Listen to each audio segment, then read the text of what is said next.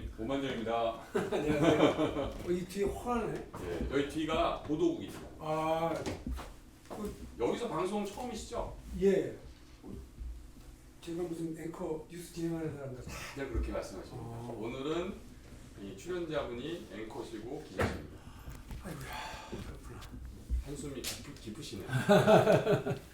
어제 오늘 정말 많은 생각이 드셨을 것 같아요. 네, 그렇죠. 내가 이렇게 살았나? 자괴감도 있고. 치욕스럽다는 생각도 들고, 저기 초등학교 때부터 엄마 나 꼴뚜 먹었어 이런 얘기는 해본 적이 없어요.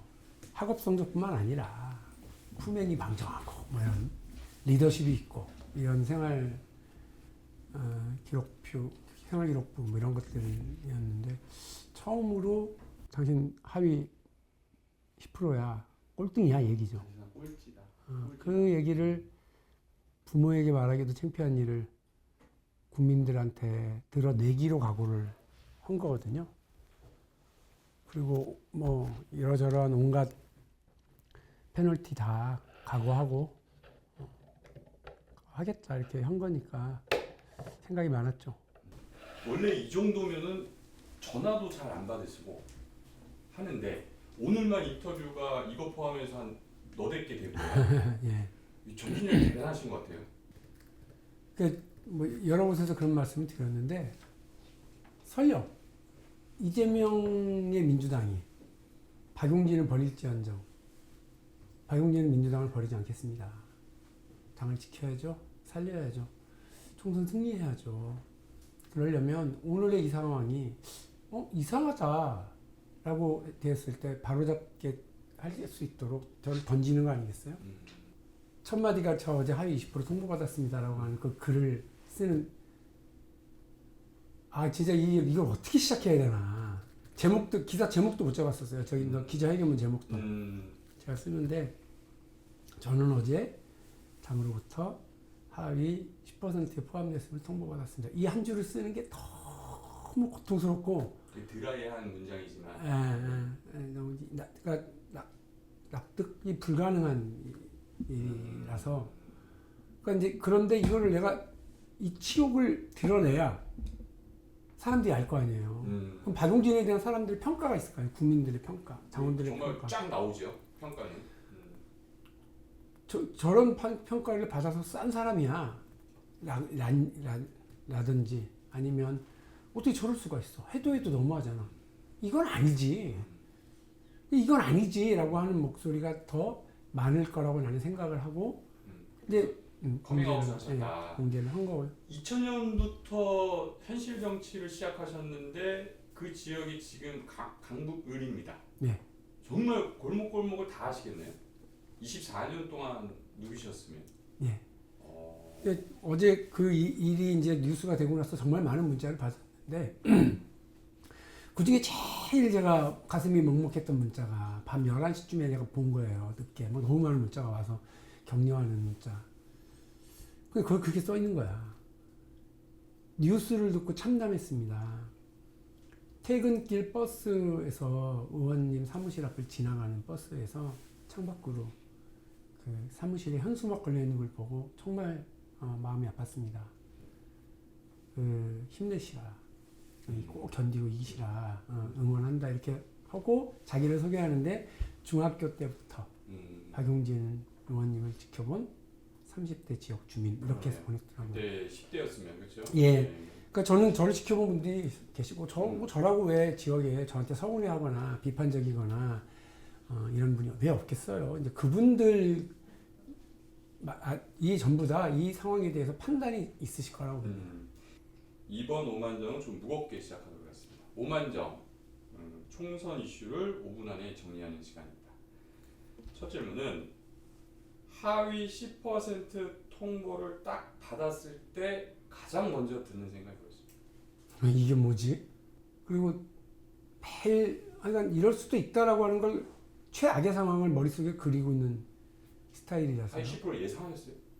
아니 그럴 수도 있겠지. 설마. 왜 다 그러잖아요.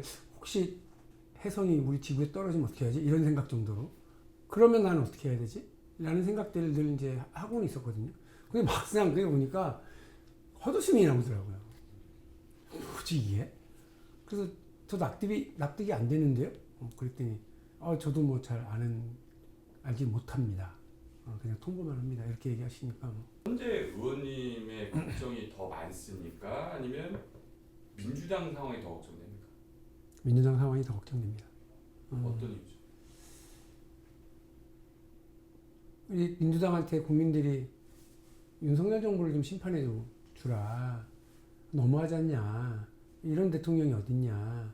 이렇게 요구하고 계시고, 그래서 저희가 예, 그렇게 하겠습니다. 라고 이제 나선 건데, 이런 여러 논란들이, 공천 과정에서 이런 잡음들이 민주당에 대한 실망과 불신으로 나타나게 되면, 그러면 이제 국민들은, 정말 갈 데가 없으시잖아요. 국민들에 대한 도리가 아니라고 보고, 이 닫은 밥에 콧밭 테리는 경우, 이런 경우가 되면 안 되죠. 민주당이 정말 잘해야 된다고 생각을 하고, 민주당의 실패가 민주당만의 실패가 아니라 우리 국민들의 좌절로, 대한민국의 좌절로 나타나게 될까 봐 두렵습니다. 이번에 입장문 발표하실 때, 어제 발표하실 때 과하지욕이라는 표현을 쓰셨습니다. 한신의 심정이신 거죠? 초한지를 제가 최근에 다시 이렇게 보는데, 그 초한지를 제가 두 번째 보는 줄 알았어요. 근데 보니까 세 번째더라고요. 왜냐하면 제가 그때마다 책갈피를 그 당시에 명함을 제가 꽂아놓거든요. 그러니까 이게 2008년도에 한번 받고, 그리고 뭐 국회의원 되고 나서 한번 받구나. 정무위원회 활동할 때. 그러니까 한 8년 이렇게 되네요. 8년 만에 다시 보는데, 그 한신이 그 회음이라고 하는 그 동네에서의 불량배 가랭이 사이를 기억하는데, 그 표현이 오늘 이놈을 베고 근데 그러면 자기가 뭐 천하를 어떻게 품으려고 하는 그 뜻까지 다 좌절되고 가니까 기자, 그리고 그 조롱을 막 그 주위 사람들이 저런 허대는 멀쩡한 놈이 뭐 이렇게 조롱할 거 아니에요. 그 조롱과 치욕을 다 견디고 그랬을 때 한신의 마음이 어땠겠어요. 결국 후위를 도모하기 위해 일단 기어서 나가자. 큰 뜻이 있으면 그렇게 저는 하는 거라고 보고, 또 사랑하는 존재가 있으면 참는 거예요. 민주당을 사랑하니까 그런 과정을 참아서 내가 이 당을 나가고 말아 이런 게 아니라, 그 참고 견뎌서 바르게 하고, 그리고 의연하게 대처하고 당당하게 대응하는 그런 정치인도 필요하다고 봐요. 입장문에 손발이 다 묶인 경선에서 반드시 승리하겠습니다 라고 말씀하셨습니다. 정말 치욕적인 상황이었다면 차라리 나가버리자 라는 생각을 한 번도 안 했나요? 잠시라도 했었습니다. 이 당이 나를 필요하다고 생각하지 않는구나. 그래서 아까 말씀드렸습니다만, 이재명의 민주당이 나를 버릴지언정 나는 민주당을 버리지 않는다 라고 하는 말을 몇 번이나 되새겼어요. 몇 번이나 되새기고, 오히려 이 지옥을 참고 견뎌서 당을 바로 세우고 국민들이 원하는 세상을 만드는데 기여를 하자. 그게 내가 정치를 시작한 이유니까 그렇게 하자. 김구 선생님 임시정부의 문직이라도 한다면 영광이다 이렇게 얘기하신 걸로 기억을 하는데, 민주당이 승리할 수 있으면, 민주당이 다시 재집권할 수 있으면 거기에 문직 역할이면 어떻고, 또 제가 이번 과정에서 설사 공천을 못 받고 실패한다 하더라도 제 이 도전이, 이 과정이 국민들에게 민주당에 대한 어떤 관심, 열정 이런 걸 더 가져올 수 있게 한다면. 이명배 공관위원장이 전화 통해서 이런 얘기를 했다고 전해지고 있습니다. 저는 잘 모릅니다. 그냥 통보만 합니다. 이런 얘기를 했어요. 그럼 누가 하는 거죠?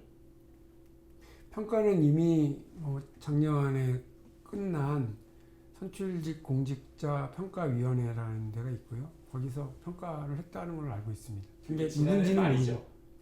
지난해 말이죠. 지난해 말로 끝났다고는 들었습니다. 그러면 이미 지난해 말 그런 상황을 알고 강북울에 경쟁자들이 들어올 수도 있는 상황인데? 믿고 싶지 않지만 뭐 그런 얘기들이 경쟁자들에 의해서 박용진은 하위 20%다. 그러니까 자기 유리한 대로 사람들에게 얘기를 하는 거겠죠. 그러니까 그냥 뭐 그게 근거가 있든지 없든지 박용진 하위 20%다. 반드시 그렇게 될 거다. 그리고 나는 감점이 없다. 혹은 가산점이 있다. 뭐 이런 얘기를 한 거예요. 근데 분명히 탈당 경력이 있으니까 감점이 있는 분인데 어떻게 저렇게 얘기를 하지? 보니까 그 30, 그러니까 하위 10%는 30%로 감점을 더 확대하는 조치가 평가가 다 끝난 다음에 갑자기 이렇게 만들어지고 또 탈당 경력이 있는 사람은 경선에서 마이너스 25라고 하는 감점 규정이 있는데 그 규정에 도전자들 몇 명, 15명인가? 빼주는 게 최고위원회에서 결정이 났어요. 이러는 게 어딨어. 경기가 한참 진행 중인데, 게임이 진행 중인데, 전반전에 받은, 옐로우 카드 다 없애주고. 이거 어떻게 뛰어요? 그렇게 하는 게 어딨어요. 그러니까, 그거를, 믿고 싶지 않지만, 이런 일이 자꾸 벌어지니까, 이거 좀 그렇다. 그리고 오늘 의총에서 그런 얘기를 하는 사람들이 저는 그냥 듣고만 있었는데 다른 의원들이 그런 얘기를 또 하더라고요. 세상에 이러면서. 근데 지금 이렇게 하위 10% 통보가 되면 왜 어떤 상황이기 때문에 다른 경쟁자들한테 유리한 상황이 되는 겁니까? 단적으로 3인위 경선을 합니다. 그러면 원래는 그 3인 경선이면 뭐 결선 투표를 도입한다고 하더라도 50%만 넘으면 과반을 획득하면 결선이 없이 한 번에 끝나요. 제가 여론조사 몇 군데를 뭐 이렇게 결과 공표된 걸 보면 100분율로 환산하면 50%는 넘더라고요. 근데 이제는 그렇게 안 되게 돼 있는 거죠. 제가 70%를 얻어도 제 점수에서 마이너스 30%를 하니까 70%를 받으면 73, 21을 해야 되니까 49%가 나오는 거예요. 그럼 과반이 안 되니까 무조건 결선. 결선을 가서 둘이서 또 해요. 그래도 그러면 1%만 더 많아도 당선이잖아요. 그렇게 안 되는 거예요. 왜냐하면 제 거로부터 또 30%를 감산하니까 두 차례 적용되는 거예요? 60%를 받아야 겨우 이깁니다. 6, 3, 18, 60% 빼기 18%를 하면 42%로 상대가 가져가는 40%보다 겨우 2% 위에 있는 그런 결과. 민주당 의원들이 TK에서 당선될 확률 가능성하고 거의 비슷한 건가요? 아니, 얼핏 되게 어렵다라는. 진짜 어렵죠. 예. 진짜 어렵습니다. 그거 그냥 감내하고 해보겠다고까지 얘기를 한 거예요. 그러면 일반 유권자들, 지역 주민 입장에서는 박용진 의원이면 컷오프인가? 라고 생각할 수도 있단 말이에요. 네. 전혀 가능성이 없는 거예요. 그건 아직 결정이 안 된 거니까요. 뭐 컷오프 이 사람 꼴등이라서 컷오프 시켰어요. 뭐 이렇게 할 수도 있겠죠. 그런데 저는 뭐 설마하니 그런 생각이 있는데 하기사 지금도 설마하니 생각하다가 이렇게 항상 되긴 했네. 최악을 생각하신다고. 근데 지금은 뭐 컷오프가 아니라 그런 페널티를 갖는 것까지가 확정이 된 거고요. 아예 공천에서 배제시키는 게 아니라 결과적으로 너무 힘드니까 공천 배제에 똑같은 효과가 있다라고는 언론에서는 얘기를 합니다만 이제 끝난 게 아니어서 사람들이 막 놀랬더라고요. 박용진 못 나오냐고. 근데 너무 꼴찌라는 말을 너무 강조하셔서 이제 못 나오는구나라고 일반인이 생각할 수도 있을 것 같아요. 예. 그리고 사실 꼴찌라고 하는 말이 사람들이 어떻게 다가설까도 걱정이죠. 근데 어제 그냥 저한테 닥쳤던 주민들의 모습과 반응, 특히나 어제도 그냥 의연하게 퇴근길에 지하철에 서서 인사했습니다. 근데 사람들이 정말 조심스럽게들 다가오셔서 걱정스럽게 묻고 손 콕 잡아주고 가고 화이팅이라고 외치고 가시는 분들이 너무 많고 어떻게 하면 도와줄 수 있는 거냐고 물어보고 여론조사 언제 오느냐 어떻게 오느냐 이런 거 물어보시는 분들도 많고 너무 고마웠습니다. 그 공천 과정만 놓고 보면은 국민의힘이 상대로 안정적입니다. 민주당에 비해서. 자, 요 상황 때문에 국민의힘은 상승세, 민주당은 하향세. 자, 이 상황이 계속될까요? 뭔가 분위기 반전이 있을까요? 분위기 반전이 있을 거라고 봅니다. 이제 저도 제가 이 창피스러운 거를 공개한 게 이 치욕스러운 일을 공개한다고 그러면서 민주당이 오늘 어떤 위기에 있는지 놓여 있는지를 이제 저를 통해서 이렇게 확인하시고 경각심을 갖는 계기였으면 좋겠다고 그러고 오늘 구청에서 드디어 의원들이 이제 이런저런 문제 제기를 하고 요청을 하기 시작한 거거든요. 그래서 좋은 계기가 될 거라고 봐요. 예, 변화가 있을 거라고 기대합니다. 대통령 지지율이 낮은데 민주당이 전혀 반사이익을 얻지 못하는 상황. 그래서 이번 공천 과정을 보고 2012년 총선 그렇죠. 상황을 많이 언급을 하죠. 떠올려요. 예. 굉장히 유사한 면이 많죠. 어떤 면이죠? 특히나 이제 그때는 친노공천 논란이 많았어요. 국민주의에 쳐내고. 예, 친노공천 얘기가 많았고 그리고 또 그때도 좀 하여간 국민들에게 검증되지 않는 후보 김용민 후보가 공천을 받았는데 낙검수의 김용민 후보 공천을 받았는데 저도 그때 낙검수를 응원하던 사람이었습니다만 그분이 과거에 있었던 발언 중에 라이스 그 당시 미 국무장관을 어떻게 하고 뭐 이렇게 하는 험악한 얘기를 하고 또 기독교계를 조롱하는 그런 언행 이런 것들 때문에 하면 난리가 났었거든요. 근데 그걸 너무 오래 끌고 이러면서 정말 많은 총선에서의 아픈 기록들이 있거든요. 그런 연대를 생각하는 분들은 2012년 개파 공천 똑같다. 그리고 논란 있는 후보를 빨리 정리하고 있지 못한다. 이런 우려들을 지금 똑같이 하고 있는 것 같습니다. 2012년에 당시 이명박 전 대통령의 지지율이 상당히 낮은 상황이었습니다. 근데 박근혜 비대위원장이 들어와서 그렇죠. 12월인가에 들어왔는데 꽤 잘해요. 이렇게 하면서 갑자기 복지국가는 우리 아버지의 꿈입니다. 에? 그랬어 진짜? 돌아가신 분한테 물어볼 수도 없잖아. 딸이 그렇다는데 와 그리고 경제민주화 김종인 의원 이게 모셔가고 와 그러면서 뭐야 이거 와. 그 지금 말씀하셨는데 2012년 상황과 2024년 총선 상황이 굉장히 유사한데 다른 점을 꼽으라면 당시에는 박근혜 위원장이 김종인이라는 정치인을 모셔와서 경제민주화를 얘기하고 복지국가를 얘기했습니다. 보수에서는 금기와 같은 상황인데 근데 지금의 국민의힘의 한동훈 위원장은 그런 정립적인 아젠다는 없는 것 같아요. 그게 좀 차이가 아닐까. 그때도 박근혜 비대위원장은 자기의 독자적인 그런 건 없었죠. 그냥 신뢰 이 얘기만 하고 나도 속고 국민도 속고 이렇게 단순한 워딩들로만 정치인으로서 책임감을 이렇게 보여주려고 했었던 건데 지금 한동훈 비대위원장도 검사와 법무부 장관 때 이렇게 민주당하고 각을 세우면서 이제 해왔던 게 정치적 자산인 것 같거든요. 그거 말고는 특별한 게 없죠.